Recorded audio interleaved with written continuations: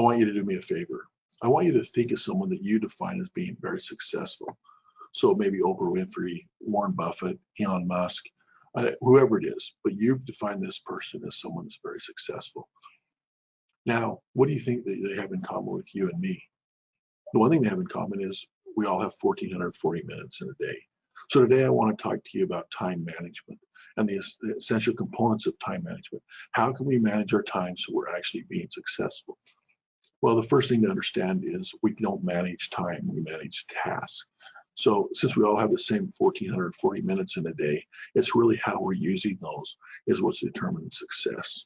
So how do we prioritize our tasks that we're working on? Are we working on the right things? And then are there things we can do to be efficient in working on those things?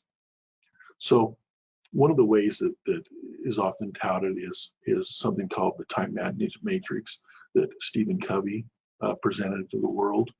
So if you think of it, his matrix is basically a 4-quadrant matrix where along the left side you have what is basically not important and important, and across the top you have urgent and not urgent.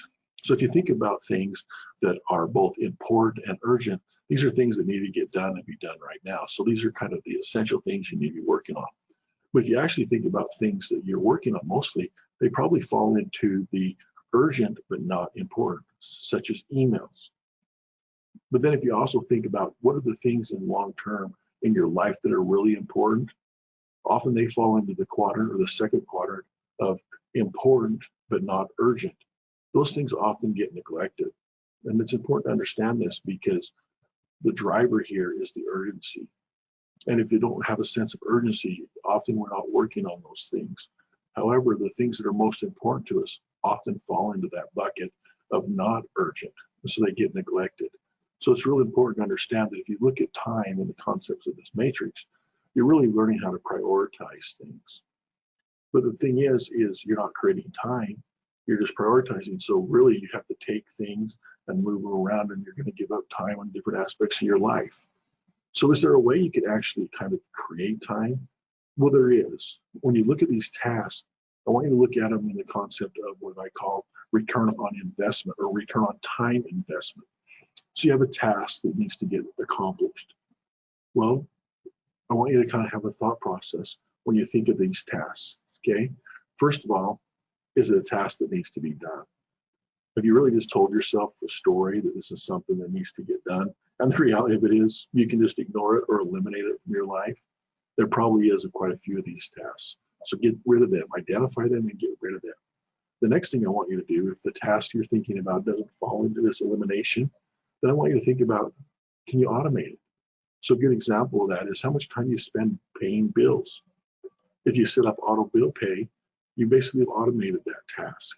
That's freeing up time for you to focus on things. So think of it, is there a way I can invest to automate things that need to get done? So there are important things that still need to get done, but you don't necessarily have to be done by you. And is there a way to automate them? If you can't automate them, then I want you to think about imperfection. And what I mean by that is often we are unwilling to give up a task because we think I can do it better than someone else. And there probably is some truth to that. But eventually, if we delegate those tasks, these other people will get just as good at it as us. So you have to accept some imperfection and delegate things. Now, often people look at this in the concept of, it's just easier for me to do this task than train someone else to do it. And if you're looking at it from that concept of just today, how much time I'm spending, you are correct. But if you have a task that takes you 10 minutes a day, every day, and you can train someone and it takes you a couple of hours to train them, if you actually do the math and you find out there's some immense time savings.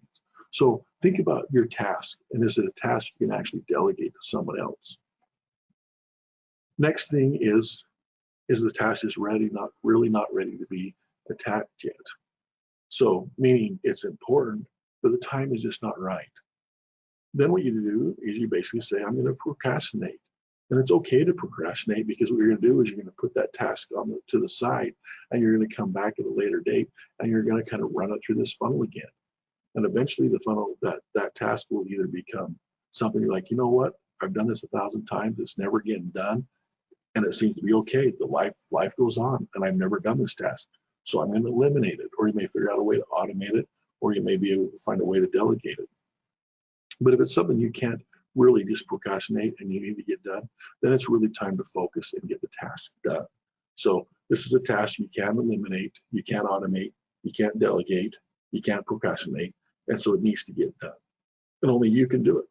So you need to focus now. So this isn't the time to say, okay, well, I can multitask. You want to just bear down and get the task done and focus on this task to get it accomplished. So what are some things we can do that can help us be more successful in kind of managing these tasks? I call them life hacks in time management, but remember, time management really is task management. The first thing you do is use a calendar.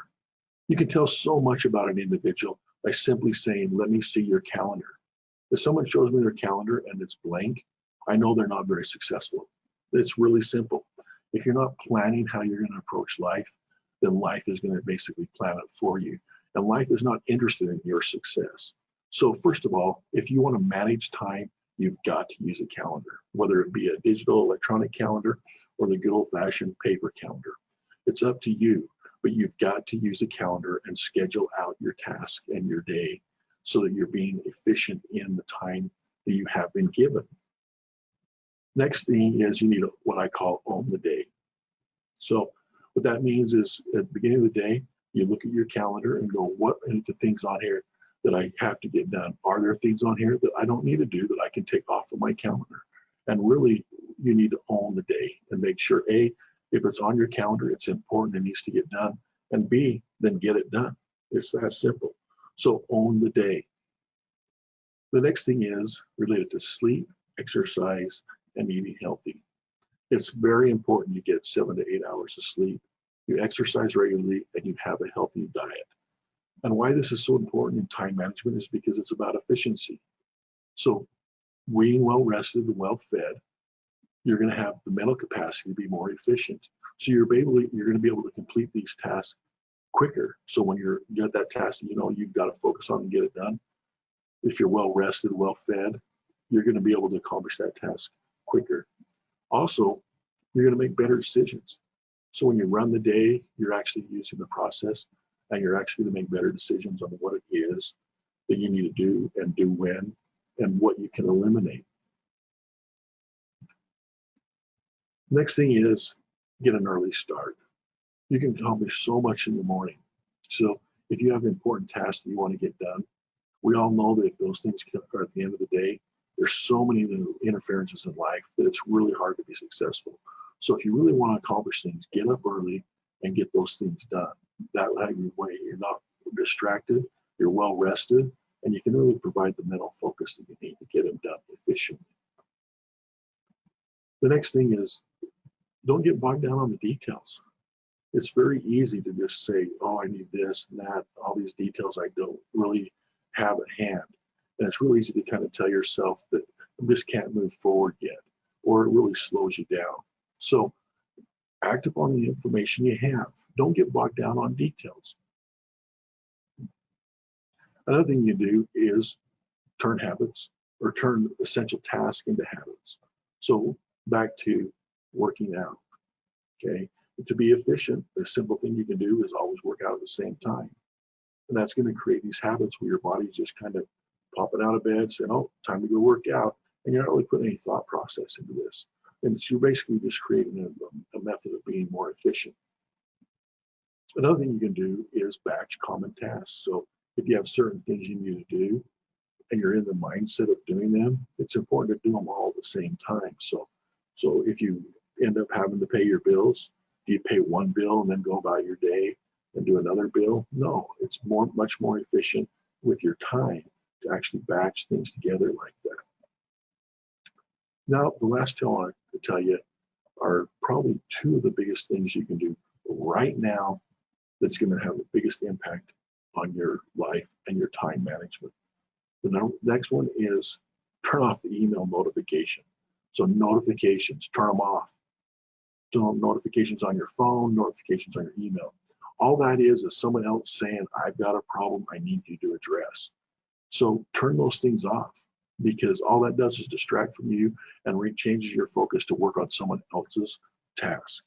And if you really want to be efficient and successful, you've got to always be focused on what is important to you. So turn off your notifications. The next thing is learn to say no. Well, often we want to be people pleasers, and so we tell people yes, we agree to things without really thinking it through, and then we kind of regret that we've done that, but we're committed to it now. So the important thing to do is we've got to learn to say no. That's meaning that you're not going to accept tasks that aren't important to you. They may be important to someone else, but they're not important to you. So these are two big things you can do right now. Turn off your notifications and learn to say no. That's going to have a tremendous impact on your time management. So remember, it's real simple. You can run the day or the day's going to run you. Either way, someone or something is managing time, and that can be you or the world. But remember, the world isn't interested in your success. So if you really want to be successful, you need to manage your time, which means you need to manage your tasks. And if you want to learn more, feel free to follow us. Thank you.